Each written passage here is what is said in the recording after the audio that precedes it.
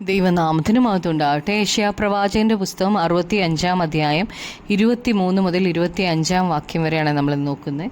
23 വാക്യത്തിൽ അവർ വൃഥാ അധ്വാനിക്കയില്ല, ആപത്തിനായിട്ട് പ്രസവിക്കുകയുമില്ല.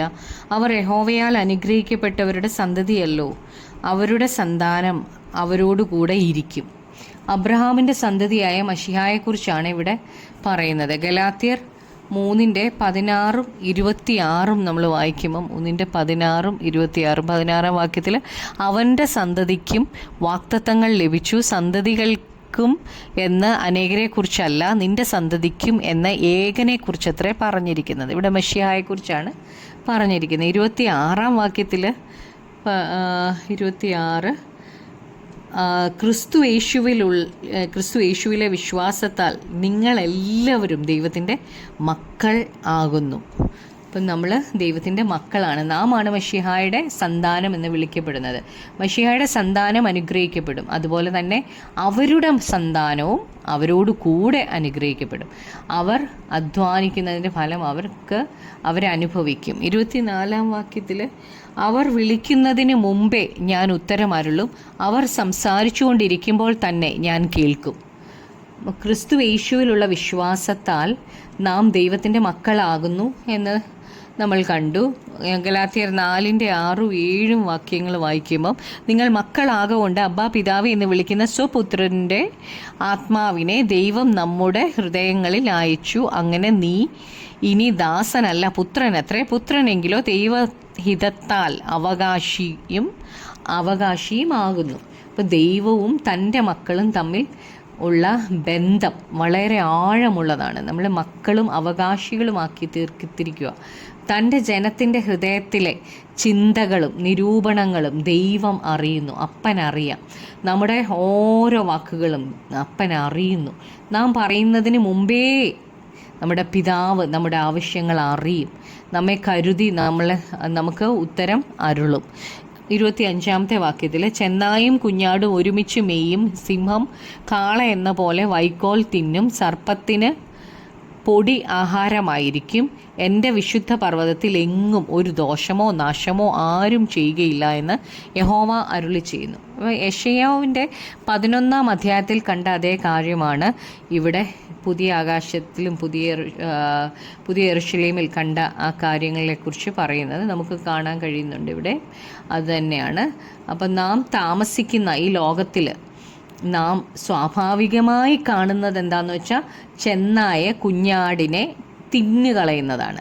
എന്നാൽ ദൈവരാജ്യത്തിൽ അങ്ങനെ സംഭവിക്കത്തില്ല. ദൈവരാജ്യത്തിൽ ചെന്നായും കുഞ്ഞാടും ഒരുമിച്ച് മേയും എന്നാണ് പറഞ്ഞേക്കുന്നത്.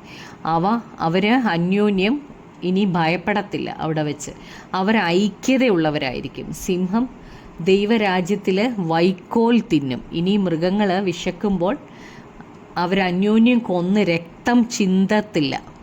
പുതിയ യെരൂശലേമിൽ ഈ ഭൂമിയിൽ നാം കാണുന്നതിന് സകലതും വ്യത്യസ്തമായിരിക്കും. ഇതിൽ നിന്ന് നമുക്ക് മനസ്സിലാക്കാൻ കഴിയുന്നത് ഒരാളെ വേദനിപ്പിച്ചിട്ടല്ല മറ്റൊരാളുടെ ആവശ്യം നടക്കുന്നത്. എന്നാൽ ഇതാണ് ഈ ഭൂമിയിൽ ഇപ്പോൾ നമ്മൾ കാണുന്നത്. ഈ പ്രശ്നങ്ങൾക്ക് എല്ലാം കാരണം പാപമാണ്. പാപത്തിൻ്റെ അനന്തരഫലമാണ് ഈ സമാധാനമില്ലായ്ക എല്ലാം നമ്മളിവിടെ കാണുന്നത്. ദൈവം ഈ കഷ്ടങ്ങൾ ഒന്നും നമുക്ക് വരാൻ ആഗ്രഹിച്ചിരുന്നില്ല. പാപത്തിൻ്റെ ശമ്പളമാണ് മരണം. എന്നാൽ ദൈവരാജ്യത്തിൽ മരണമില്ല. പിശാചിനെയാണ് സർപ്പമെന്ന് പറയുന്നത്. അവൻ്റെ ആഹാരം പൊടിയായിത്തീരും, അവനെ ദൈവം താഴ്ത്തും. അതുകൊണ്ട് ദൈവരാജ്യത്തിൽ ദോഷമോ നാശമോ ഉണ്ടാകത്തില്ല. ദൈവത്തിൻ്റെ മക്കൾക്കുള്ളതാണ് ഈ വാഗ്ദത്തങ്ങളെല്ലാം. നമുക്ക് തന്നെ എന്തു വേണമെങ്കിലും തിരഞ്ഞെടുക്കാനുള്ള സ്വാതന്ത്ര്യമുണ്ട്. നമുക്ക് ഇഷ്ടമുള്ളത് വഴി നമുക്ക് തിരഞ്ഞെടുക്കാം. എന്നാൽ നമ്മുടെ ഇഷ്ടമാണ് നമ്മൾ തിരഞ്ഞെടുക്കുന്നതെങ്കിൽ നമുക്ക് ദൈവരാജ്യത്തിൽ പ്രവേശനമില്ല.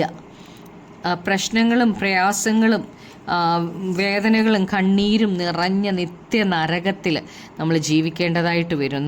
നമ്മൾ വഴി തിരഞ്ഞെടുത്താൽ. ദൈവത്തിൻ്റെ മക്കൾക്ക് അറിയാം അവർ ഇപ്പോൾ കടന്നു പോകുന്ന ഏതു വേദനയും താൽക്കാലികമാണെന്ന്. ദൈവരാജ്യത്തിൽ നാം ഇതൊന്നും ഓർക്കത്തേയില്ല. എത്ര വലിയ പ്രത്യാശയാണ് ദൈവം നമുക്ക് തന്നിരിക്കുന്നത്.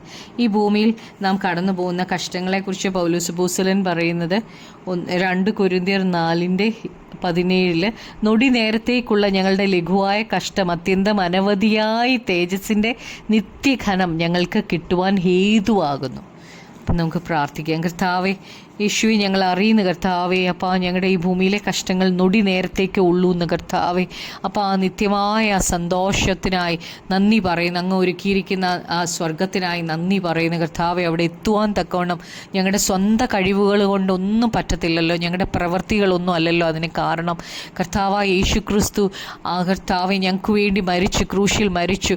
അത് വിശ്വസിച്ച് കർത്താവേ, അപ്പോൾ ഞങ്ങളുടെ കർത്താവെ ഞങ്ങൾ ആ തേജസ് പ്രാപിച്ച് അങ്ങയുടെ രാജ്യത്തിൽ എത്തുവാൻ തക്കവണ്ണം പരിശുദ്ധാത്മാവ് ഞങ്ങളെ സഹായിക്കണം. യേശു ക്രിസ്തുവിൻ്റെ നാമത്തിൽ തന്നെ ആമേൻ.